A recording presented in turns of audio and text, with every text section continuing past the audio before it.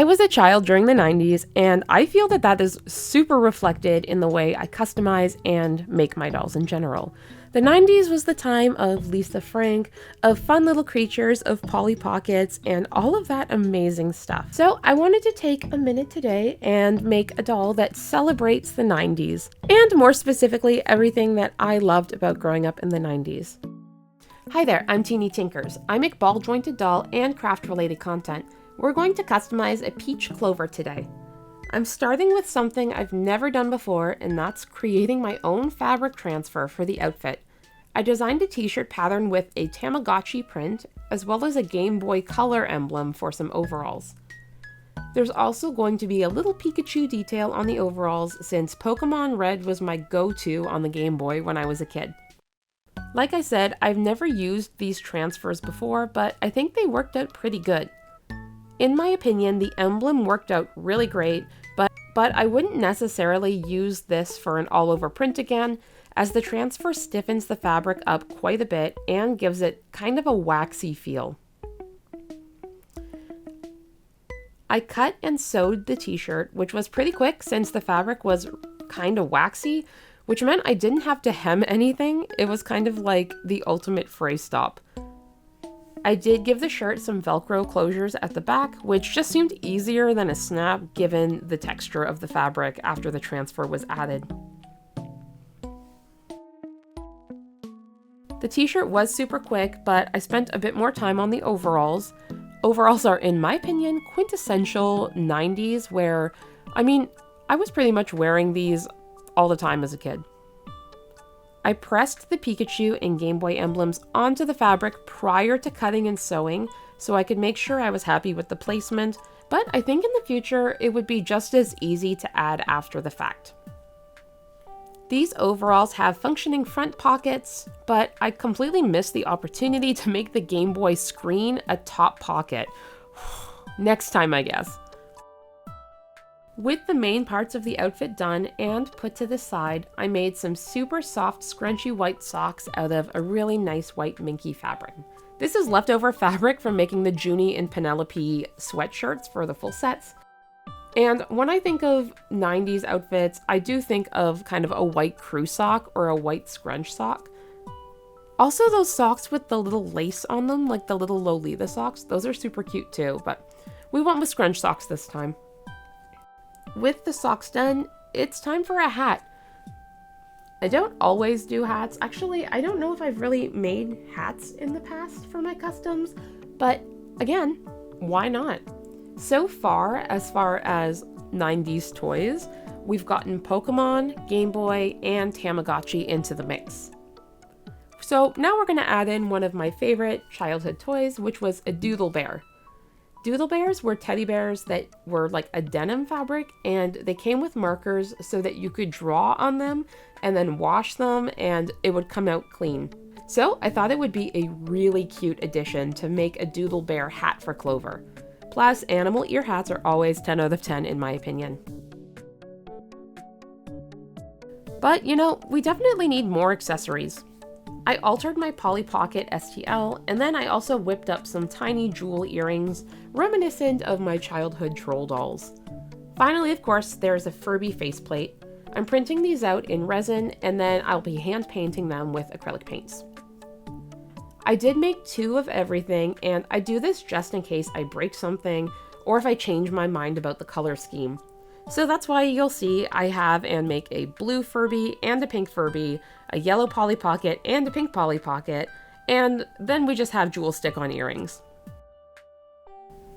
Once the pieces are all cured, they are pretty much primed for painting. You can spray them with Mr. Super Clear to kind of prep them, but I don't always do that. I didn't this time, although if I had, the paints would have stuck better in the first place. So pro tip, if you want an easy paint job, use Mr. Super Clear even on your little props and stuff.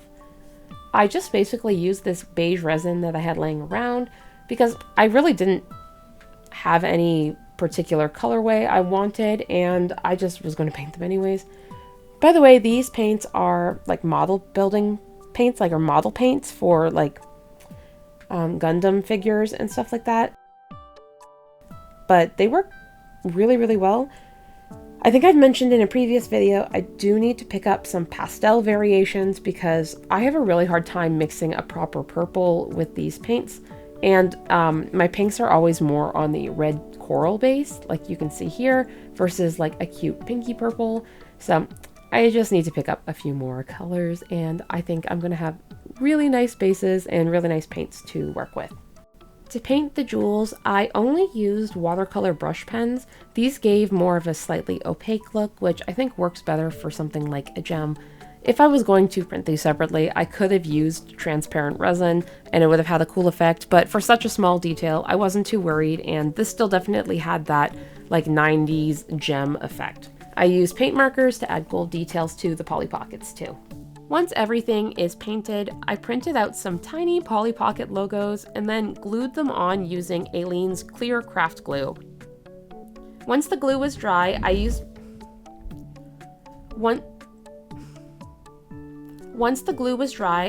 a bit of clear UV resin to seal the logo on and add a little shine. This looks so freaking cute.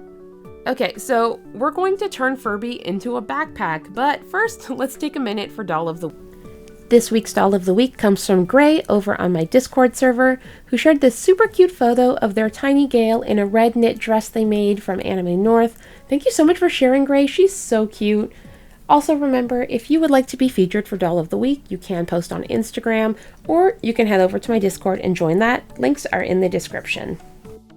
I am going to use the pink Furby because it's my favorite, so we're going to make a pink Furby backpack.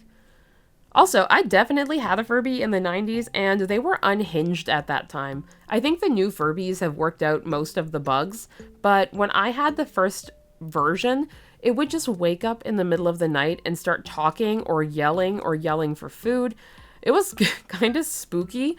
Sometimes it would just wake up and go, "Ah, don't scare me." And I was like, what is it seeing that I'm not seeing? Honestly, but I was super obsessed with mine. I loved it so much. All right, so once all the pieces of the backpack are stitched together, I add the faceplate on and secured it to the inside using cardboard and super glue. This is basically just to make sure that the faceplate's not going to fall off the front of the backpack, which would be really tragic and spooky.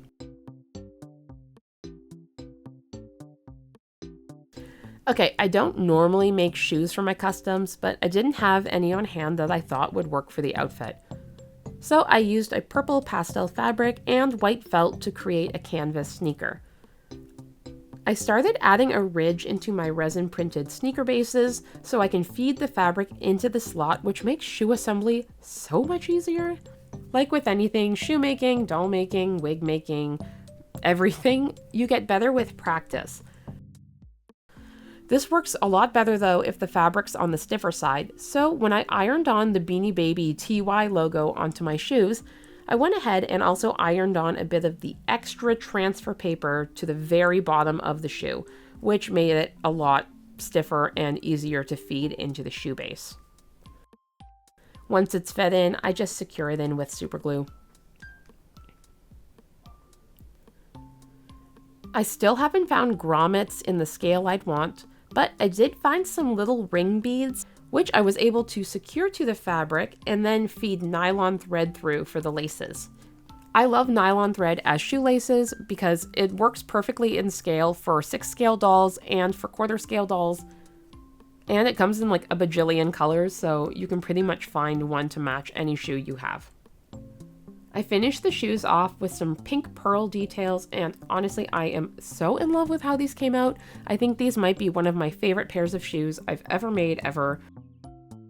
I'm not going to bore everybody with my wig making because wigs are still my very weakest point, and I feel like it defeats the purpose for me to show an in-depth look at the wig making because, again, my weakest point. When I'm better at them, I think it'd be more fun to include, but for now, I'm just going to show you prepping the wefts so you can get a feel for the colors. For this doll, I decided on a blonde base with little pink, blue, and yellow pieces mixed in. While I'm making the wig, I did want to mention that my stock sale is nearly over. Because I'm prepping for another small convention local to me, I'm going to need to bring existing stock there. This means dolls are going to be removed from the website pretty soon. If you are interested in one, or if you're wondering about a larger order with layaways, please don't hesitate to reach out. I just wanted to mention that and give everyone a heads up that the website and the dolls are going to be taken down for a couple weeks in the very near future. Speaking of heads, let's give this one a face up. In the past, I've given Clover mainly like fairy key or kid core style face ups.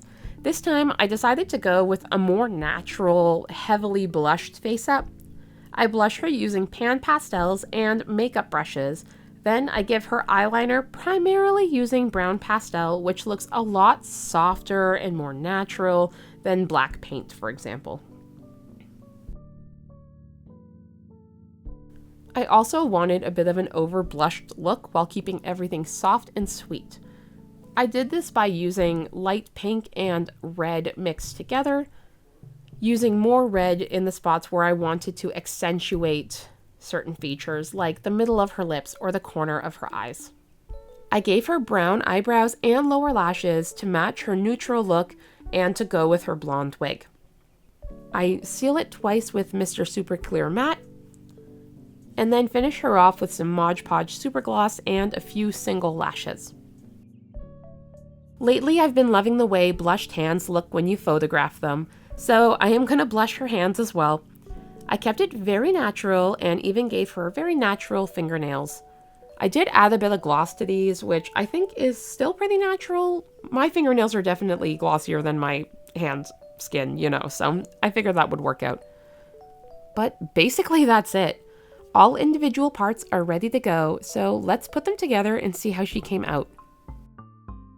So this particular Clover might be my new favorite thing I've ever made as far as customs. Clover already reminded me of childhood and just like being a kid, and this really sealed the deal for me. I love how all of the elements go together, and it's definitely a 90s inspired outfit without being completely over the top. But let me know what you think of this outfit, or if there's any toys that I missed you wished you would have seen added to this outfit, or what your favorite part of this outfit was. And I'm, again, very pleased with how the shoes came out. Let me know what you think. And if you're already subscribed, thanks so much for subscribing. And if you're new here, I hope you like the content and consider subscribing. As always, I hope you have a fantastic day. Bye.